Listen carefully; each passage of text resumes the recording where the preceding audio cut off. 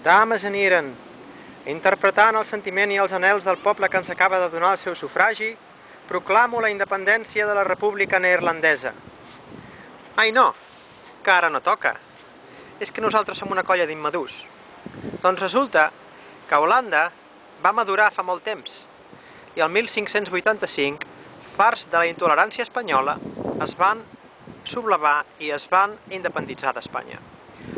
La independència els va portar les eines suficients per fer el que volien, sense demanar permís a ningú. I això va portar, en molt pocs anys, a l'edat d'or holandesa. Encara avui dia, Holanda controla el 30% de comerç naval. I és que la logística és molt important. Holanda participa a l'economia global gràcies a les infraestructures que tenen. Tenen una línia de ferrocarrils, només per càrregues, que substitueix fins a 15.000 camions mensuals. Aquesta línia de ferrocarrils porta 150 trens cada setmana cap a Alemanya i són trens de mig quilòmetre de llargada. El 5è aeroport d'Europa és Schiphol, que és l'aeroport més important del país, i no han de demanar permís a ningú. Poden volar a on vulguin amb vols directes intercontinentals. Podent importar i exportar el que vulguin, a on vulguin, quan vulguin, sense demanar permís a ningú.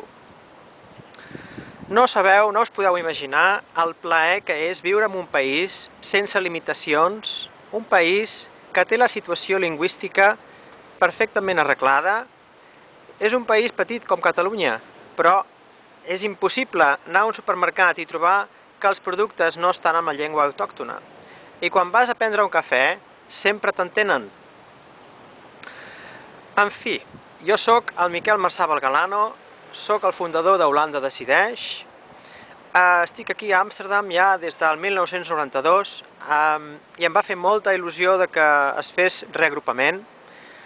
De fet, a Holanda hi ha molts partits d'un punt, o sigui, partits que només s'han fet per aconseguir una cosa, a nivell municipal però també a nivell nacional. Per exemple, el Partit dels Animals, que s'encarrega de protegir els animals. En fi, us desitjo des d'Amsterdam, en nom de tots els agrupats dels Països Baixos, us desitjo força, endavant, ho estem aconseguint. Visca Catalunya, visc a Holanda!